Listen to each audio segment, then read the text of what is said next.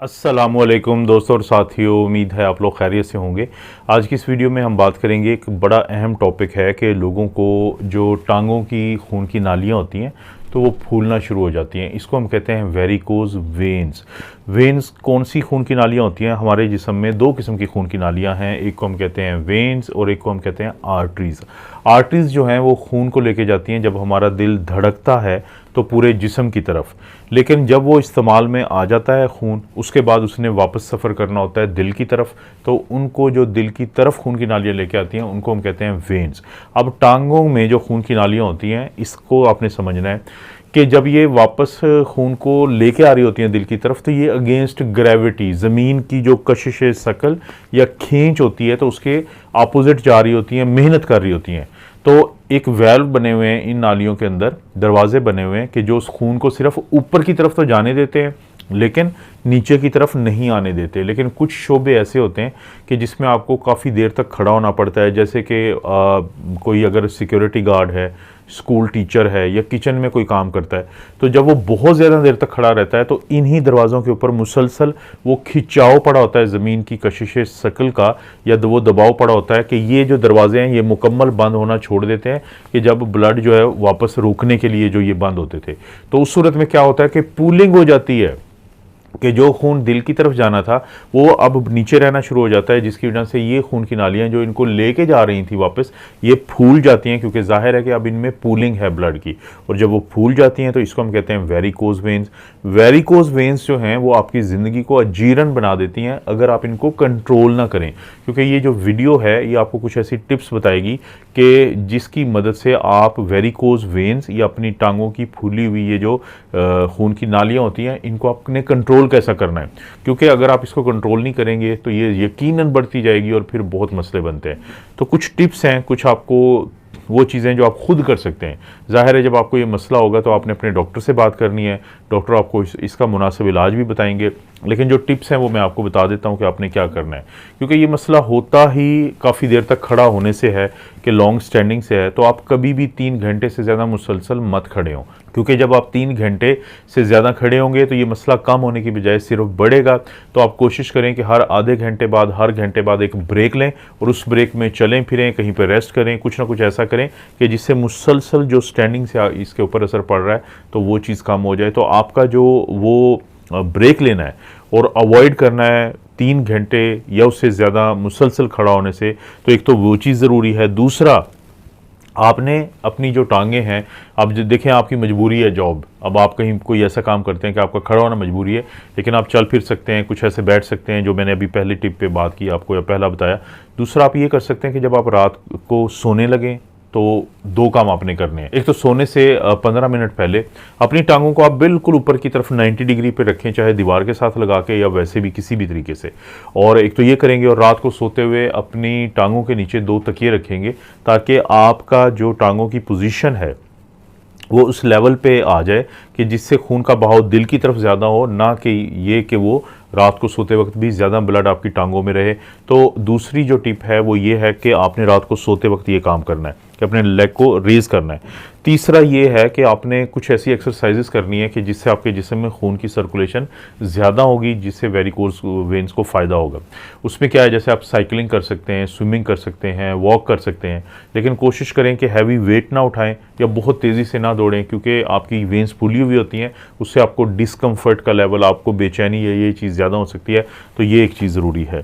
इसी तरह से फिर आपने बहुत ज़रूरी है ये बात भी समझना कि जुराबें मिलती हैं, कंप्रेशन स्टॉकिंग हम कहते हैं, ये इनके ऊपर एक प्रेशर, यानी देखें एक कॉमन सेंस की बात कर देता हूँ कि बाज़ का आप सॉक्स लेने जाते हैं, जुराबें, आम जुराबें, तो कुछ आपको ज़्यादा तंग होती हैं और कुछ जो हैं वो बिल्कुल ढीली होती हैं, यानी एक प्रेशर होता है इनके अंदर। तो ये जो कंप्रेशन स्टॉकिंग होती हैं ये बड़ी ख़ास किस्म की होती हैं, घुटनों से नीचे, नीज से नीचे तक इनको पहनना होता है, लेकिन इनके अंदर ग्रेजुएटेड कंप्रेशन होता है, यानी ये हर लेवल पे एक ख़ास किस्म का ये तंगी या दबाव पैदा करती हैं ताकि ये खून की नालियाँ जो फूल रही हैं इनके ऊपर दबाव आता है और खून इनमें बहुत ज़्यादा स्टे नहीं करता।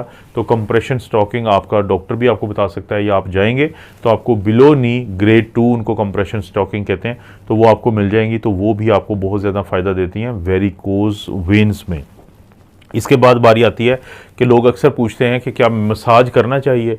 देखें, कोकोनट ऑयल या ऑलिव ऑयल उसके साथ आप बिल्कुल हल्का सा मसाज कर लें, लेकिन मेरा आप लोगों को एक मशवरा है कि इस मसाज से पहले आप अपना डॉपलर अल्ट्रासाउंड करवा लें उस टांग का, ख़ास तौर पे कि जिसमें वेरिकोज वेन्स हैं, लेकिन क्योंकि ये दोनों में होती है लोगों को, तो दोनों का करवा लें। तो अगर तो आपको कोई क्लॉटिंग उस पर आती है, उस सूरत में आपने मसाज नहीं करना, या फिर अगर ये एक तो फूली हुई हैं लेकिन ये अगर ये सुर्ख हो जाए, यानी इनमें इन्फेक्शन भी हो जाए जिसे फ्लेबाइटिस कहते हैं, तो उस सूरत में मसाज नहीं करना है, बल्कि फिर डॉक्टर से बात करनी है ताकि उसका भी साथ साथ इलाज किया जाए। तो अगर ये चीज़ें नहीं है तो फिर आप इन 2 ऑयल से, जिसका मैंने नाम लिया है, आप थोड़ा सा हल्का सा मसाज प्यार से, बड़े सुकून से, जेंटली आप जो है इसका हल्की सी मालिश करेंगे, इससे आपको फ़ायदा होगा, नुकसान नहीं होगा। उसके बाद बारी आती है कि आपने क्या खानों का कोई ताल्लुक होता है। मेरी अक्सर जो वीडियोज़ होती हैं तीनों चैनल्स पे, तो मैं अक्सर जिक्र करता हूँ कि देखें, सब्ज़ पत्तों वाली सब्ज़ियाँ, ये गोभी है, पालक है, इस टाइप की सब्ज़, सलाद पत्ता है, ये हो गई, और चेरीज़, जैसे स्ट्रॉबेरी है, चेरीज़ हैं, ब्लैकबेरीज़ हैं, स्ट्रॉबेरीज़, ऑरेंजेस हैं, माल्टा, संतरा और ग्रेप फ्रूट्स, इनके अंदर बहुत ही अच्छे एंटीऑक्सीडेंट्स होते हैं जिसको हम फ्लेवोनॉइड्स कहते हैं। अब जो ये फ्लेवोनॉइड्स होते हैं, ये आपकी खून की जितनी भी नालियाँ होती हैं, जिसमें ये नालियाँ भी शामिल हैं, तो उनकी सेहत को बेहतर बनाते हैं, उसमें सोजिश का जो एलिमेंट होता है उसको कम करते हैं।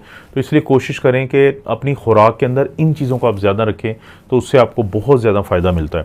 उसके बाद बारी आती है कि लोग अक्सर पूछते हैं कि क्या वज़न का ताल्लुक है। तो देखें, ये आपका सबसे नीचे का हिस्सा है, इसका ताल्लुक वज़न से डायरेक्ट है, यानी इसको हम कहते हैं अंग्रेज़ी में most dependent part of your body. ये आपके जिस्म का सबसे नीचे का हिस्सा है। मिसाल के तौर पे अगर आपका वज़न ज़्यादा है तो आपकी गर्दन से ऊपर शायद इतना असर ना पड़े, लेकिन जूं आप नीचे आए, चाहे वो जोड़ हों, टांगें हों, खून की नालियाँ हों, तो जितना आपका वज़न ज़्यादा होगा उतने ज़्यादा चांसेस हैं कि इन खून की नालियों के ऊपर भी दबाव पड़ेगा और इनमें ब्लड की पूलिंग होगी, और आपके जो ये मसल्स हैं इसके इर्द गिर्द वो भी फूलेंगे।